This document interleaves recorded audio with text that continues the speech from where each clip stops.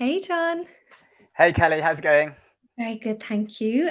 Welcome, everyone. You're very welcome to our very first hire webinar. So we will start very soon, but before we do, it would be amazing as you join if you can pop in the comments where you are signing in from in the world. Maybe it is grey London like myself. Yeah, I'm in Lincolnshire. That's equally grey. So just north of London. Oh, no sunshine for you either. No, Amazing. Well, it's great to have you here, John. Like I said, this is our very first webinar. So we're delighted to have you here hosting our very, very, very, very first one of our series. well, thanks for having me. It's a privilege. And the exciting thing about this is our first in our weekly series. So there'll be lots more webinars from Hire to come. Oh, we've got Grey London. Oh, someone's joining from Nathan's in San Diego. I'm sure you've probably got nicer weather than us. Maryland, London, Lots of grey. Austin, Texas, Scranton. I don't know if I'm pronouncing that right. Oh, sunny Berkshire as well. God, we've got such a global audience. Well, you're all really, Right. really welcome. It's amazing to have so many people join us from all over the world. I guess as a bit of an intro, so I'm Kelly McGrath Smith. I am the community director here at Hire. So we're really, really happy to have you all joining us here today.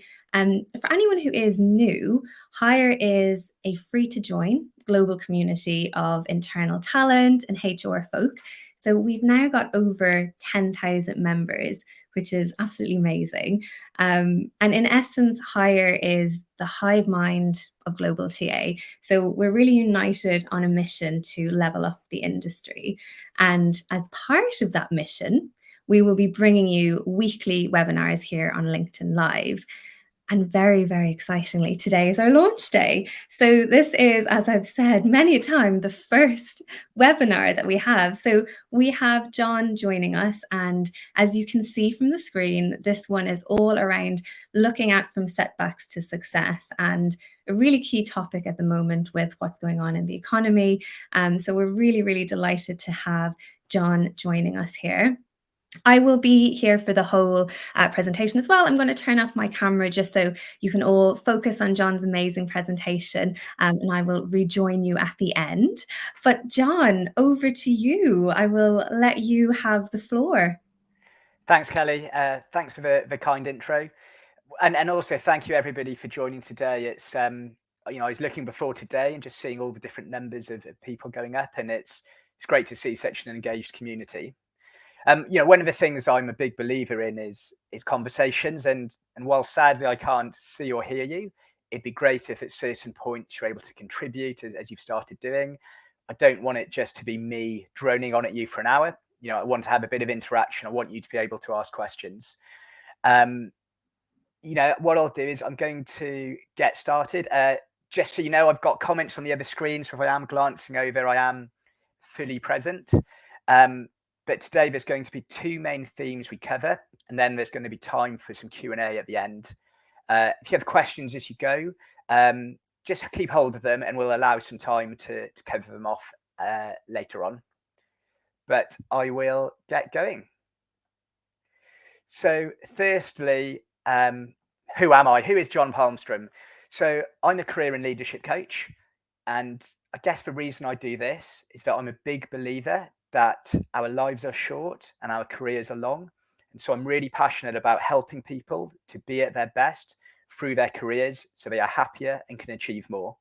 It sounds a bit cheesy, but we all put so much time and effort into our work that I get a lot of energy from working with people to help them be at their best through that process.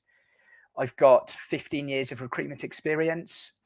Started off in a recruitment agency, and then predominantly I've been working in-house, most recently at JP Morgan, where I spent 7 years helping to build out the tech function in London. And I now run off-piste coaching as my full-time business, which helps individuals, teams, and organizations when it comes to, again, getting people to be at their best, to be happier so they can achieve more. I guess a little bit more about me. I love storytelling. I studied creative writing. I'm on the verge of finishing my first trashy crime novel.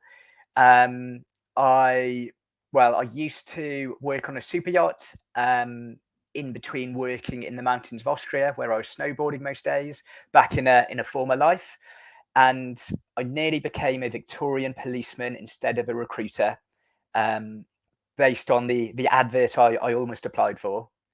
Um, I know you've sort of said where you're joining from, but it'd be lovely to hear a bit more about what you do. I know there's a lot of people from the TA and in-house recruitment community, but if you want to just quickly share, what you do, that'd be great. Just get a feel for the audience.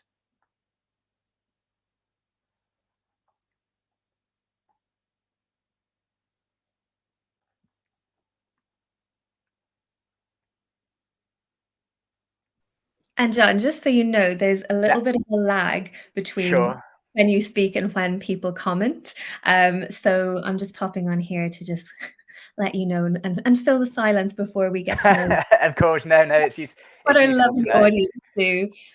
So we've got Nathan saying he works in tech recruitment, Magdalena also tech recruiting as well. Brennan works in web management. So quite nice and Yeah, varied, very heavy on the tech side today. yeah, Actually, recruitment. Another user is clinical research, recruitment manager, senior TA manager, go-to-market and tech, EMEA. Tech recruitment, but recently just made make a note. redundant, Okay. someone has said. Yeah, I've spent many a year speaking to software engineers, product managers, UX leads, so it's a world I know very well.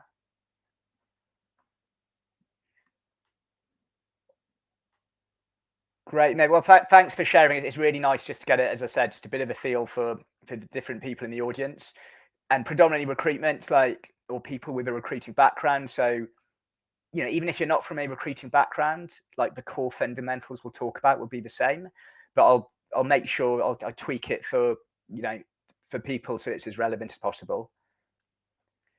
So today we're covering some massive topics, confidence and the job search strategy. These are huge topics. These are the sort of topics I can work with private clients with, for months at a time. So what I would say is, whilst there's going to be a lot of content, what I'd really encourage you to do is just think of one useful thing, like one thing that you can change and start doing differently from today. Like if that's all you do, then that'll be a benefit and it's something you can take away. So today, the two main topics we are covering are confidence and job search strategy. So the confidence piece, this is like your mindset. This is what drives your actions. As some people have said, and I know from the market, a lot of people have been made redundant. There's a lot of uncertainty out there, and all of this can massively impact your confidence. So part of what we're going to do to start is explore confidence in a little bit more detail in terms of what it is and how we can, how you can change your confidence to your advantage. The second element is about the job search strategy. This is like the action piece. This is what people, when I work with lots of my clients, this is what they want to get stuck into straight away. But what I've found is actually just pausing sometimes, just to make sure in that right headspace to move forward. Like that can be really impactful when it comes to taking action. But we are going to cover both today. So when it comes to confidence, how you react to your current situation will contribute to your future success. Like you absolutely have control over how you react to something. And it can be challenging, but there is something worth remembering that, life happens to all of us, good things, bad things, etc. And whilst there's lots of things outside your control, what you can control is how you react to those situations. So that's something I'd really just ask you to sort of remember, especially with redundancy, endless job searching, if the market's tough, you know, allow yourself allow yourself to accept that as well, that it is challenging. So, if you want to cry, vent, scream, find a shoulder to support you, like absolutely, you can acknowledge that. It's not about pretending that everything's perfect when life is tough. It's about acknowledging your emotions and then moving forward and thinking, what can I change? What can I do differently? Um, Another thing, just, given that a lot of people have contacted me before today mentioning redundancy, the majority of the time, redundancy is a business decision, often made by people who don't know you and don't know what your skills are. So one thing I say to all of my clients is, and everybody I work with is, ultimately, like, be the hero of your own career, because nobody else will do it for you. Take that ownership as you go forward, and that's going to have a massive impact in terms of your confidence. And then next, how you're taking action on the back of that. So for the next piece, it'd be great to hear a little bit more about, from you, the audience, because confidence is one of these phrases that's thrown around a lot, and it can mean lots of different things to different people. What I'd love people to sort of share with the group is, what does confidence, there's two parts to the question. One is, what does confidence mean to you? But then secondly, how confident do you feel right now in terms of your career and your job search? If you're a 5 out of 5, that means you're, super confident. You'd walk into your boss's room, jump on the desk, stamp your feet and say, give me a promotion right now. If you're a 1, it'd be the opposite. You're struggling to get out of bed. You're feeling, like you just can't offer anything. So it'd be really nice just to hear a little bit more about where you are in terms of 1 to 5, and also what does confidence mean to you. It'd be, do share. It'd be great to hear a bit more from you.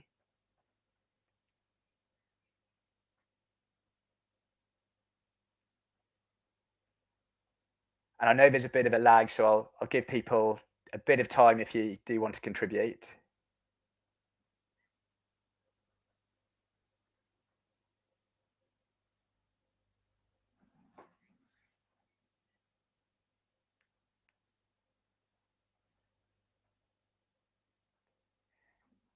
One of the things that I've seen consistently is that, and as we're exploring right now, is that once you can start defining confidence or any other major emotion, you can measure it. And once you can measure something, then you can start working on how you want to change it. So I'm seeing some 3s coming in. I'm seeing 3/4s. So not, some quite positive reaction to that question. That's good.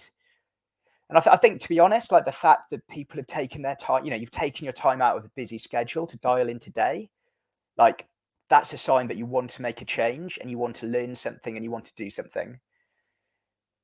As somebody has just said, saying they're a 2 out of 5, and they're saying it's everything when it comes to interview preparation.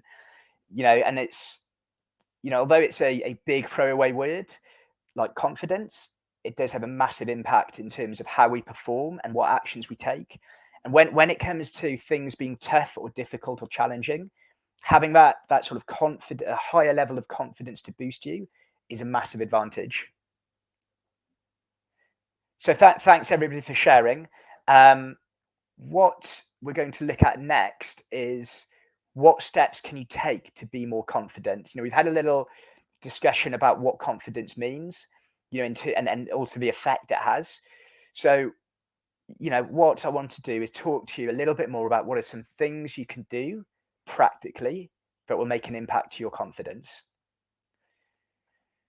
So the first thing I want to talk about is PRP, or prepare, research, and practice. So all the way through, like, all of the work I do with people, like, a phrase I use all the time is, what you need to do to be at your best. When it comes to, whatever your goal is, whether it's finding a new job, whether it's achieving something new, whether it's becoming more confident, to start, getting a promotion, going into a leadership role, whatever it is, there's something very powerful about, preparing for that, doing research and practicing. So in terms of the sort of, I'm going to use the interview scenario because I think it's going to be relevant for a lot of you. Firstly, we're all recruiters. We know that world. Secondly, a lot of you will be going through this right now. But what's a very, very strong booster for confidence is preparation, research, and practice. So when it comes to preparation, like make sure, have you got your basics done? Is your CV or resume up to date? Have you made sure it's got your achievements, it's quantifiable, it really showcases your skills? Um, Likewise for your LinkedIn profile. One of the things I did before today was have a little look at who was joining, and there were some really interesting profiles, really interesting companies. One thing I did see though was sometimes the about section had been neglected a bit. There's a real opportunity to tell your story there. So in terms of this preparation piece before you're even applying for jobs, that's something you can start working on. And whilst you can always change your resume, you can always update your LinkedIn profile. Once you get it to a good enough state, then you can start working on other activity and start moving on. So that's the sort of preparation piece that is definitely worth being aware of. The second bit is the research piece. Again, the more knowledge you have, the more confident you will be. So again, applying it to the interview world, have you done the research on the company? Have you done the research on the interviewer? One of the lucky things now is more than ever, there are more resources available than we've ever had in the world. So yes, be careful of going down a rabbit hole. However, there's so much out there. If you're smart about how you do it, you can do some really high value research. Another thing as well when it comes to research, and I'll touch upon it later, but use your recruiter skills. Like, who else do you know at the company you are interviewing with? Who else do you know who used to work at the company you're interviewing with? Can they give you some insights? There's so many resources, both online, but also through human networking. So that research piece is really, really powerful, and that's going to help again drive confidence when it comes to going into an interview, when it comes to lots of different scenarios. And then the final piece is about practicing, and I think this one's really important, and it's also something that practically you can do at home. And again, driving confidence when it comes to interviewing, for this example, like the practice piece is easier than ever. So we've all got video phones.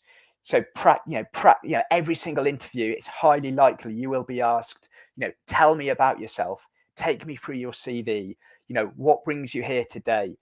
You'll be asked those questions. So by practicing those, it means you can start that interview, on the front foot, ready to give a highly impactful answer. So that's the sort of PRP, prepare, research, and practice element. The second element about confidence I'm going to talk about is it's about getting support. Assemble your squad. What I mean by this is, you don't have to go through your career journey alone. There's, especially as people with a recruiting background, there's a network of people there who can support you. Make sure you use that network, bring people together. There's, again, as I said, there's more opportunity than ever. There's new communities, there's the hire group. Every day I'm seeing on LinkedIn, new Slack groups opening for in-house recruiters. But there's so much out there, and there's so many people who you can connect with in real life that, use that to your advantage. So if there's things you're nervous about or worried about, or you're feeling down, having people to talk to in a similar situation or who have been in a similar situation previously is incredibly powerful. So, one other thing I'd say, just when it comes to, bringing that squad together, is make sure you're sharing value as well. Like, the fundamentals of good networking, make sure that you're contributing as much as you give. So it's not just, everybody help me, but say, all of you on this call will have a different idea and will be able to add value in a different way. So using that sort of community and network, and using that ability to speak to other people, again, is a very powerful way to help your confidence, because once you're not alone and there's people on the end of the phone you can speak to, or you can even grab a coffee with in real life, that's going to set you up well. Just finally, I just want to mention it is Mental Health Awareness Week. So if you are really struggling at the moment, remember there is a lot of support out there. Whether in the UK it's sort of the Samaritans, Mind, or Calm. There's numerous charities, and I know globally in the US as well, and people in other locations. So do remember that if you're if it goes beyond a lack of confidence and you're feeling really down, there are resources out there and there are people who will talk to you. So the next bit is I'm going to talk about confidence exercises.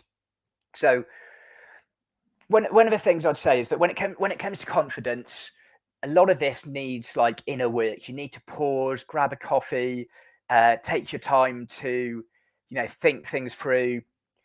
Obviously, for today, I don't want everybody just to sit in silence doing an exercise.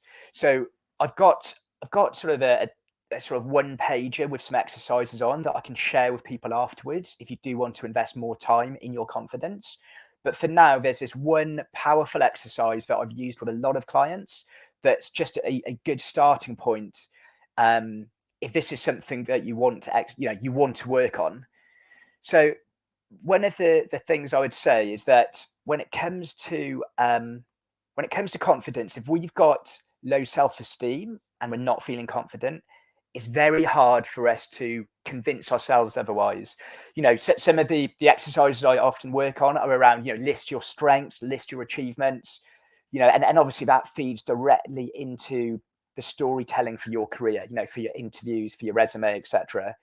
However, it is hard if you're feeling that things aren't going well and you've been rejected, then it can be hard. So this next exercise is to sort of combat that. And so what it's looking at is basically it's getting external validation. It's a way to get data to provide evidence of your strengths, to remind yourself that you have skills and strengths that nobody else in the world has. So, and this is something I'll share on the sort of confidence document, sort of share early next week if people do want to follow up. But basically, what you do is you need to ask 5 to 10 people who you trust to tell you what your superpowers are. Ask them, what are you, say, what am I good at? What have you seen me achieve? This is something that it might feel a bit uncomfortable. I'll share a template and it's sort of to help guide you if, so you can ask in a nice way without feeling like you're imposing. But ultimately, if you say to people, hey, I'm working on I'm working on the job search process, I'm going through interviews, I'm just not feeling that confident. I would really appreciate, can you just give me some feedback? Like, what have you seen me do well? What makes me me? That's such a powerful way to get external validation. You get data that's not coming from you that you can say, okay, these people are saying X about me. You'll also start seeing themes and you'll also start seeing examples that you can use when it comes to, again, your resume, your interviews, your coffee conversation when somebody wants to know what you're good at. Just the final thing I mentioned was, people are busy. So if they don't get back to you, just politely follow up. The number of times, I'm sure you've had it as well, that people follow up and I say, you were on my list to get back to, thanks for reminding me. But that's something very, very powerful in terms of like an exercise, and you can combine it with a few other things that, as I said, I'm happy to share if people are interested. So next, I'm going to move on to the job search strategy. So this is the action piece. This is, how are you managing your time? What activity are you doing, when it comes to finding a new job? So there's going to be three sort of elements I'm going to talk about. Like, 1 is pressing pause, 2 is gathering resources, and 3 is making a plan. So pressing pause. So this can be incredibly powerful. What happens in our, and I have this conversation multiple times with people, there's so much going on in our lives. We're always so busy, whether you're working or not working. Even if you're not working, I know, people fill their days with different types of activity. They have to be busy. They feel they have to be applying for jobs. They have to be networking, action, action, action. However, in life, when you get the opportunity to press pause, there can be massive value. For me personally, when I was on shared parental leave with my youngest child, that was a moment in my career when I took stock and thought, okay, what is important to me? What do I really want to sort of explore? So what I'm going to do next is, encourage you to think of these big questions. So basically, these are questions that people people often neglect asking themselves. It's rare, I think, that people pause and internalize like what's really important.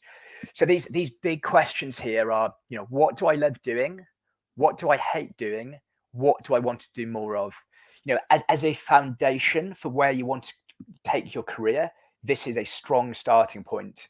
As I said, I speak to lots and lots of people who are not necessarily happy in their careers or their jobs, and they say, wow, I've never stopped to think about this. Or they just say, well, I was good at recruiting, and so I were good at recruiting in tech in this type of role, so I kept doing it. And actually, when they pause, they say, well, actually, the bit I really enjoy is process improvement, or the bit I really enjoy is market mapping, or the bit I really enjoy is the market. There's multiple things where you pause and take stock. What's really powerful is writing it down. So I'd encourage you now, just quickly start, just write down those questions. It might well be something that after the call, when you get a chance to again grab a coffee or a tea and have 15 minutes to yourself to really focus. It's a very powerful foundation. The other thing as well that it can often lead to is this is like the spark that can start big career change. So, I've spoken to people around these topics and around exploring what they really care about, and it's resulted in brand new career directions, brand new jobs, and people moving countries. Like this can, if you've got the opportunity to pause, and whether it's through redundancy or whether it's through a conscious choice right now to do something differently, by pausing and considering these big important questions, it can have a massive impact. So next, I'm going to talk about gathering resources. So I touched upon it earlier, but when it came to interviews, but at the moment, there are more resources than ever available to us when it comes to our job search strategy, when it comes to finding a job, looking for a job, investigating, finding out about different opportunities. There's so much out there. So what I want to do is just talk through ways to make that manageable. Because I could sit here and I could say here are 100 job sites you can look at, but actually every single person here will have different resources that other people don't. As adults who have who are thinking about where you want to go, you can own your research and start thinking like, what is important to me? What are the things that I want to sort of find out about? So, for example, like and what I'd recommend is putting together like a document. Use this as it's almost like you're like the caveman there. This is your bag of resources. This is your go-to that's going to help drive what activity you're doing. So in terms of resources, like what's your list of what are the best job boards in your area, in your skill set, in your location? That's a starting point. Who are the target companies you proactively want to approach? Like, what does that look like? Who are the people in your network you haven't spoken to? People in your phone, first connections on LinkedIn. Who are those people? By sort of consciously putting these resources together in one place, you start to realize you've got a lot in front of you. There's always more you can be doing. I've got a sort of starter list that I've put together just briefly with, it's got about 8 different job boards. It's got a few different communities, etc. Again, if people would like to see that, I can share it along with the confidence exercise. But I would say, own your research, because you'll know where you want to go and what's important. But there's so much out there. There's, by putting it in one place, that's gonna tide you well for actually, taking action. So the next bit I'm going to talk about is about using your superpowers. Like everybody on this call has different skills. You all have different things that you're good at in your job.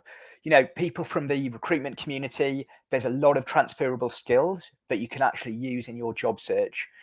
Again, a common conversation I have with clients who want to make career changes or move jobs or get promoted is, how are you using the skills you have? Because I speak to people who are brilliant at networking in their day job, people who are brilliant at delivering projects in their day job, but when it comes to their career, they're not following through with how they work effectively in real life. So, as a recruiter, it might, I would expect you're likely to have good networking skills. You're likely to be good when it comes to communicating. You're likely to have the ability to track down your target hiring manager. One thing you could explore is, reverse engineering a search. Instead of you finding, a person for you to hire, think, who are the people who could hire me? Who are the decision makers in the types of companies I want to work in? But then run it as you would a search, in your day job. Use those skills from your day job to help you. I think it's something that people often neglect. But it can be a very powerful approach. Once you start thinking of your career change as like a project, it suddenly becomes a little bit, I'm not saying administration for admin's sake, but once you start treating it as a project, there's going to be a lot more opportunity for you to be successful, rather than, so many people I speak to a very ad hoc approach to sort of what they're doing. The next thing I'm going to talk about is, and it links, all of this feeds together, but I'm going to talk about making a plan. I think that the really important thing with your job search strategy is making a plan. Now, for those who don't know who this is Hannibal from the A-Team, the 80s TV show. And what Hannibal was amazing at was, when him and his friends were locked up in a garage with no way out, surrounded by bad guys, he would always be able to come up with a plan to use the resources he had, whether it was a couple of dustbins and a lawnmower, and he'd turn that into a tank. He'd a very effective way of making a plan to get out of a difficult situation. Now, before I get too distracted by 80s nostalgia, what I would say is, what a plan gives you, it lets you know in advance what activity you want to do and when you want to do it by.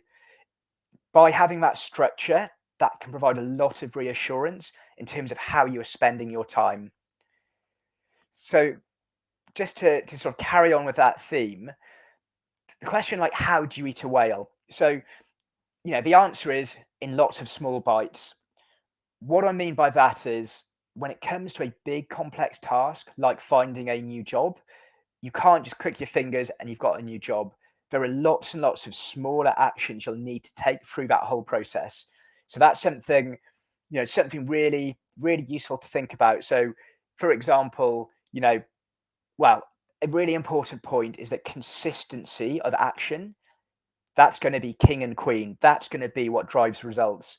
Rather than trying to, eat the whale in one go, and, you're spending 6 hours on one job application, networking with 10 different people a day, small steps like that is likely to be a lot more effective. So, a useful question for, and I know I've been talking a lot to everybody, but how are you, a question for everybody listening, like, how are you spending your time right now? Are you waking up at 11 in your pajamas, flicking open LinkedIn, shuddering at all the ChatGPT chat, and then just shutting down and then going off to watch Netflix? Are you getting up at 4 a.m. to do yoga and you've got this like incredibly intricate routine? I'd love to hear a little bit more about, when it comes to your job search strategy, like, how are you spending your day? I'm popping back on just to help you with the comments Thank you. that come through. I think that's a really interesting question, though, because it is that balance, right, of putting time and effort and almost treating job hunting, if you're made redundant, almost like a full-time job. But you can't really sit there for 8 hours a day on LinkedIn. So, like you said, it is, what are those other activities, like, looking after yourself, those bits around mindfulness, yoga, so that you have a structure to your day, like, so that what am I going to do between the hours of 9 and 10, for example? When am I going to take, a walk outside? Yeah, it's really important, and I'll come on to it in a second, just ways you can incorporate that. But I've spoken to so many people who, because they're so keen and so so driven to get a job, they're risking burnout. And so, one of the things I said at the start is, have a think about, what do you need to do to be at your best? Because if in a competitive market, if you want to interview well, if you want to take action that nobody else has taken, that that being well and being rested, that is important to consider. Yeah, and it's a really interesting point around, if you're someone who isn't working at the moment, days can feel longer, and there's a lot of pressure when you're looking for a job to fill that time. And actually, sometimes it's similar to what you said earlier around taking a pause, knowing that, will you be in your best way or best state if you're spending from 9 to 6 stuck on LinkedIn? Probably not. It's looking at what you need to do to show up as your best self. We've got a comment here from Emily saying that she gets up, walks the dog, and then splits her time between completing her CIPD qualification, amazing, and researching companies and then submitting applications. Great. And thanks for sharing, Emily. And I think, I know for me, I often walk our dog like first thing in the morning, and there's something, there's lots of evidence that shows, getting outside, getting fresh air, like it is good for us. It does help, it helps us mentally, and therefore it will help when it comes to taking action. I think as you said, Kelly, there's, I've spoken to people at different ends of the spectrum, like people who are getting up at like 8 a.m., who aren't working, and then working, till 10 at night, and then every weekend they're trying to do job search activity, or people who've gone the other way and are clearly in need of a pause and going, whoa, and then suddenly finding it really hard to get up to speed again. So there's a real sort of balance, around that. So what I'll touch on next is, it's going to be like, and you started talking about it, Kelly. It's going to be a little bit more about how you can plan your day. Like, what can you do to be more effective? What can you do to be at your best? So there's loads of time management theories out there. There's loads of tools. It's something I've been very interested in throughout my career, especially in big corporate with billions of emails and loads of different things to juggle. What I'm going to talk about today is something called time boxing. And it's something that I personally use, and I've seen be very effective with a lot of people I work with. And what time boxing does is, basically it takes, there's two parts. One, it takes your to-do list and you put it in your calendar so you know exactly when you're going to be doing different activities. So, rather than a huge list of 20 things to do and it's never going to get done, once you know which is important and which is urgent, you put that in your calendar so you can see when you're doing it. So that's one part. The second part is that, and what I found most powerful, is it keeps you very honest. When it comes to time boxing, I would encourage people to time box not just job search activity, but what else are you doing? If you're walking the dog, if you're going to an exercise class, if you're meeting friends, put that in your calendar so you can see it. And also the key thing is be realistic with how long you're taking for each of those activities. It's really common that people say, okay, I've got a slot in my diary, I'm going to go to the gym for 1 hour. In reality, they have to get to the gym, they have to have a shower afterwards. So, the more you know about how much time you have, the more efficient you can be with your time. As you said, Kelly and Emily's clearly, started to do it. One thing that's really powerful is working out how you're spending your time. So, for example, using color coding in your diary, or whatever tool you're using, like it's very easy to be able to see, when am I doing activities that are related to my job search? When am I doing activities that are related to my well-being? When am I doing activities related to something else? What's even more powerful is once you've got it in your diary, at the end of a week, if you look back, you can then evaluate and say, actually, I didn't spend 8 hours on my job search this week. It was only 6 hours. Or you might say, I spent 20 hours on my job search, but I only spent 1 hour on my well-being. That's why I'm feeling really overwhelmed and really stressed, and I can't face, I'm really not looking forward to Monday. But having that structure to your day is really useful. What I would say is something as well is, have it like, it's different for everybody. Like, some people are better in the morning, some people are better in the afternoons. pay attention to that when it comes to, you know, things like researching companies. Work out when you're at your best to do those activities, but also be smart about it. So, for example, if one of your activities is job applications, I'd suggest don't leave that till a Friday afternoon, because as we all know, that is when there's likely to have been a load of applications. You know, the useful question to ask for each day is like, what activities can I be doing each day that will get me closer to my goal? And then make sure each day you've got those happening, because that's going to really, really make an impact and help drive things forward. So I was quite keen to leave time for some questions from people, because I don't, you know, as I said, look, I'm a big believer in conversations. I want to hear how I can help you. People in the group might be able to help as well. What I've got is I've got a few frequently asked questions. You know, I spoke to quite a few people in, you know, in the recruiting space and said, hey, what would you like to hear about? And I've summarized sort of 3 questions initially, but then I'll open it up to everybody else. So, the first question I've got, and you know, it sounds like we've got you know, quite a few people coming from a tech background, but the first question is around, I've been made redundant from a big tech company, but I can't find big tech companies who are hiring. How can I show transferable skills to work in a startup? So this I think is probably a, you know, as we've seen in the market and in the media, a lot of tech firms have let people go. So what it means is when you're looking at doing a similar type of role, there might not be a similar type of company. So what I'd say is it goes back to some of the principles we talked about earlier. So do the research for the area you want to work in.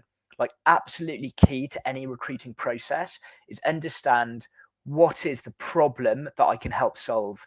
So whilst you might have, you know, worked for Meta and hired 100 software engineers in a year, working for a small startup, that's probably less relevant than being able to say, well, actually, I evaluated a process improvement around a tool, or maybe you help drive a new community. So have a think about things you've done in your, you know, do the research so you know what are the problems you need to talk about, what are the things that people care about. You know, when I worked in investment banking for a long time, you know, and often hired tech people from investment banking, and also saw people from investment banking technology go to tech firms. You know, in the banking world, you know, knowledge of, you know, equity derivatives or fixed income, that business product knowledge might be relevant. However, when it comes to going to a pure tech company, that was much less interesting. But if you simplify it down, and it's the same if you're a tech recruiter in a big company going to a small company, you want to think about, you know, what are the fundamentals that I'm good at. So as a recruiter, like, how have you built out new shortlists? How have you entered new markets? You know, obviously if you're at a big tech firm, you've got the brand behind you, but what have you done proactively? So I'd say, you know, do the research, identify what the problems are, and then based on that, you can start find out more. And also when I talk about research, yes, you can go online and Google, etc. I'm a big believer in human-driven research. So when it comes, you know, if for example you want to explore working for a startup and you've only worked for a big company before, speak to people in your network at startup and say, hey, what are the biggest challenges in a talent acquisition function?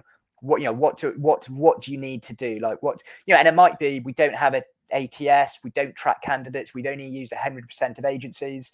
You know, there's all these different challenges, but the more you understand about it, the more effective, you know, the better you can answer that question in terms of how you transfer those skills. So then the next question is, I've applied to 150 jobs and I'm struggling to stay motivated. You know, I think this comes down to like what we've talked about today, like putting into place a process and way of working, spending time to think about your confidence, like remind yourself that, you know, everybody on this call has a different skill set that nobody else has. So, you know, you don't control the market, but what you can control is consistent activity. So you know, following what we've done today, like, that's a key element. I would also suggest doing a sense check as well. Just check, like, get a second opinion. Like, is my CV, my resume, is that okay? Does it need amending?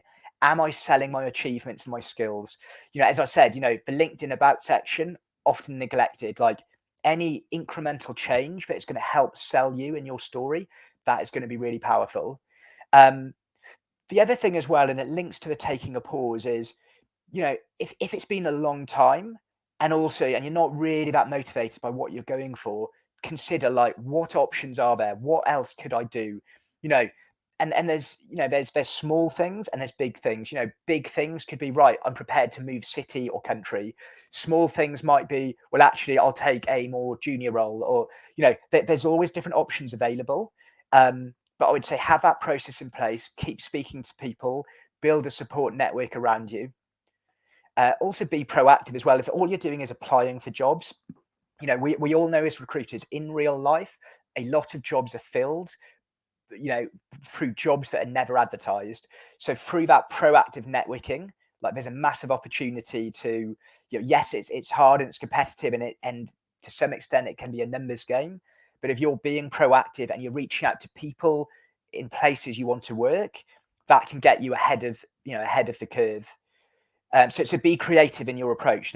Be aware of companies who are in growth phases but might not be advertising for a recruiter now. If you speak to somebody in a leadership role and their company's growing, it is likely they will need a recruiter at some point. Another common question that I was asked was, I've been in a well-paid job and have been made redundant. Should I accept a pay cut? So this is a big question. Ultimately, it'll come down to your individual circumstances. What you need to work out is, like, how much money do you have saved? Like, you've got to pay the bills. Like, what's your time frame? Like, can you wait, an extra month, 2 months, 3 months, 6 months, etc. That's an element. Also, ask yourself, like, how hard have I tried? Like, what activity have I been doing consistently to find a new job? If you've only had 2 interviews and one of them and one job offer and it was too low, just explore, like, is it because I haven't been effective, or is that the case? Is that literally the state of the market? If it's been 6 to 12 months and you've gone through all of that, exactly the type of job, the location, and it's a very set criteria, then that's where it's like, that ability to flex is likely to be stronger. I think some other important things to remember, especially in this market, like, the current job market is not forever. Like, the economy goes up and down. There will be peaks and troughs. There are companies hiring. There will always be companies hiring. Your next job is not the job forever. So even if it is the case that you make the decision to take a pay cut, just think, you don't delete your previous experience. You still will have your more senior experience. Also ask yourself, as with many jobs, when you start, how can I shape this? How can I get it back up to the level I was at before? What else can I leverage? Can the company pay for training? Can they pay for qualifications? Is work life actually a lot better? Can I transfer into a different department and move into L&D or HR? There's lots and lots of options, but remembering that you always have options is very powerful. So that's the sort of frequently asked questions. What I'd love to do now is open it up to you. I know we've covered a huge amount now. Just to sort of, I guess, just to sort of recap finally, and I know there's, like I said, like, a lot of different things we touched on, but first of all, in terms of confidence, prepare, research, and practice. Don't go it alone. Find people to support you. And then also spend time investing in confidence exercises yourself. Spend time working out, what do I need to do to be confident? Like, what techniques can I use? And there's loads out there.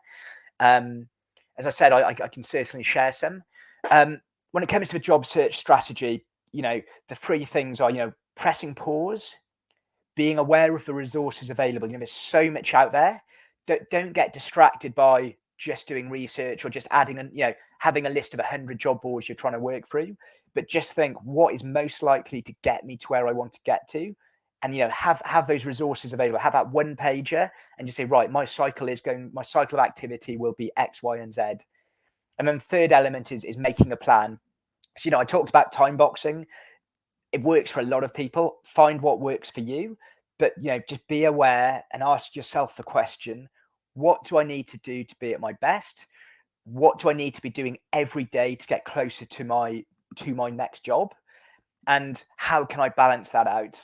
And and then also the final thing on that is just taking stock, doing a review of your week, and on a Friday say, okay, this went well, this went well, this could have gone better. What do I want to do more of next week? And then plan it. Having that plan, it means by midday you can have done a lot of your less enjoyable job search activity. Whether it's job applications or whichever part you're less interested in, but you'll know that you are doing high value work and you're being consistent. So what would be great though is if people want to ask questions of me, let me know. Let me know what I can help with or what you found most useful.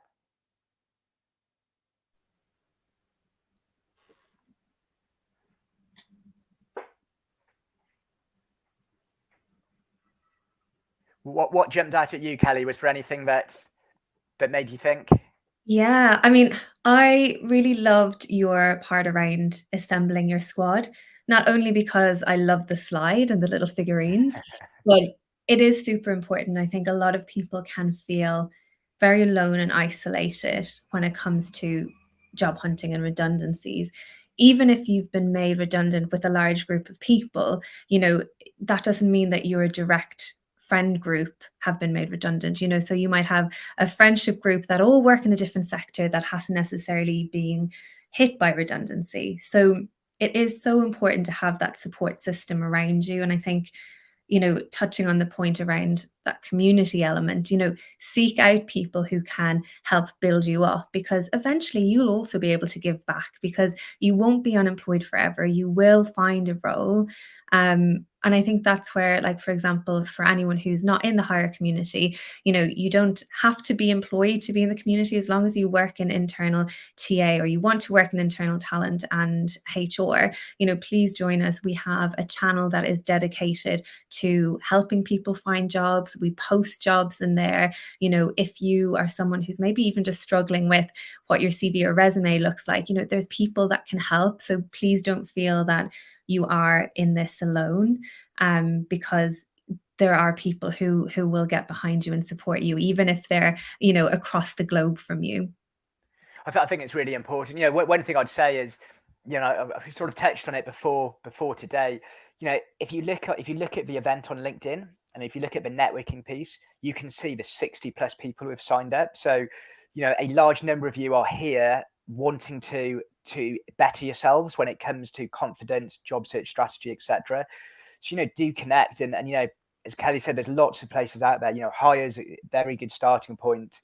But I'm seeing, and I'm not job searching, but I'm seeing through LinkedIn, brand new Slack channels opening up purely for in-house recruiters. So, literally on a weekly basis. So, I'd say, reach out to that squad and reach out to those people. And it can be different people. Some people might be face to face and help with one part. There might be other people and it's virtual and it's another part of the sort of process. And Emily, I can see you asked if there's any tips on how to make applications stand out. Many recruitment roles have hundreds and hundreds of applications. So it's a really good point. There's a couple of things on that. So one thing that's interesting, and somebody mentioned this to me this week, when on LinkedIn, when you see a job on LinkedIn and it says the number of applicants, and it sometimes says 500 plus applicants, firstly, that's not always a true number. I think my understanding is it tracks when people click on it, not necessarily apply. So don't necessarily overread into the huge numbers you see. Secondly, I think going back to that preparation bit, check your CV or resume. Like, what have you done to really make, like, there's lots of good recruiters out in the market. It is competitive, like that is the state of the market. However, you want to put yourself forward in the best way. And as recruiters, and I've seen this myself and with lots of colleagues, we sort of, because we look at so many CVs day in, day out, we sometimes still, it doesn't necessarily mean we're amazing at writing our own CV, especially if confidence is low. And when it comes to selling those achievements, that there can be a gap there. So one thing that's a really useful approach, and it goes back to that research piece, is think what are the problems or challenges I can solve for this company in particular. Like, what makes me stand out in terms of my recruiting skills that can help here. That's one element. Now, obviously, in reality, you're still fighting a big numbers game if there's large numbers of applications. So the other thing I would always encourage is, if you can, be proactive and follow up. Like, can do you know anybody working at that company? And again, recruiters are proactive, so it's likely to get approached a lot. But can you send something like, a message that's going to make you stand out and say, hey, just let you know I've applied. This is why this role is of interest, or this is where I think I can help. In 1 to 2 brief, succinct points. Like, how can you make a big impact? So I think one of the things I talk to people a lot about is, what can you control and what can't you control. You can't control the number of other applications out there. That's not in your control. What you can control is what else you do. So, are you going to, if you apply online, are you following up with people in that company? Not even necessarily recruiters, like there might be other people in leadership roles. Are you going to events? Are you going to events where companies you want to work for are going to be, whether it's virtual or face to face, it doesn't matter. So always think, what else can I be doing? Yeah, that's a I really hope I hope that helps, Emily. It is tough when it's very competitive, but a big thing I talk to people I work with about is, how can you stand out? Like, what else can you do that other people aren't doing? Yeah, it's a tough one at the moment. Like you said, there are a lot more people applying. I think you made a very good point in terms of that number actually not always being a true number of the applications. And if you can, find the person who's advertising the role, follow up with them. One thing I would recommend is, don't use any auto templates from LinkedIn for that one, because a lot of recruiters are getting kind of generic, I've just applied for your job. So, just spend a little bit more time tweaking it. In terms of CVs, the reality is, kind of up until recently, a lot of people may not have applied for roles. You might have got headhunted. So share your CV with like a trusted friend or someone in the industry, just to see, if they can provide any tips. And as you said earlier, John, make sure that you've got, your achievements and you're backing up what you've done with stats and figures, because that is, a real punchy part to highlight on your CV, so that people actually, it's really tangible what you've achieved in your role, and they're then talking points for hopefully the interview process. Definitely. And what makes you different as well? Everybody will have, there's fundamentals of recruitment, but every recruiter role will have different elements. Like, have you built a community? Have you done process improvement? And that might lead the way to slightly different types of roles as well. Yeah, absolutely. And one thing I would recommend as well, if anyone's not doing it, make sure that you're tracking the roles that you apply for and the date that you're applying, so that you actually can follow up. If you haven't heard back in a week or two, make sure you are following up, because it might be a case that maybe your CV just didn't get looked at. And by you putting a prompt in someone's inbox, at least your CV gets reviewed. Massively. Well, thanks everybody for joining today, and thanks for contributing. I know it's not as interactive as if we were all in a room in person, but hopefully you're able to take, as I said, one thing away, one thing you want to start doing differently from today. Let me know. Do reach out to me, John Palmstrom. I'm on LinkedIn.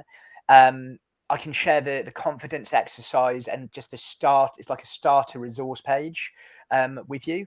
If you want to find out more about how I work with people on a one-on-one basis or in groups, again, do reach out.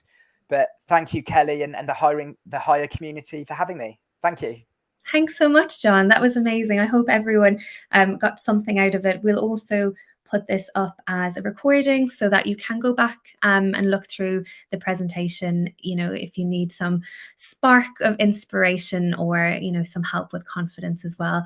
But that was amazing. It was great to have you, John, as our first presenter for our webinar series. Thank you. On that note, as I mentioned, if anyone is not already in hire and you're working in internal TA or HR, or that is the area that you want to work in, please do come and join us. We're at hirehq.com, and you can find all details about how to apply for free there as well.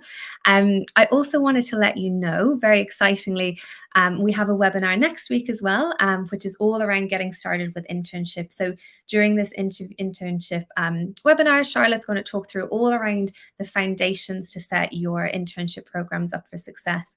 So we're really focusing on the early careers element next week. So hopefully see you there. It's at the same time as this webinar. So all of our webinars will be Wednesday at 8 a.m. PST.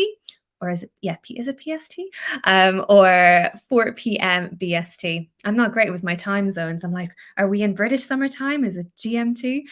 Hopefully we'll see you there. And thank you all so much for joining. And thanks again, John. It was amazing to have you.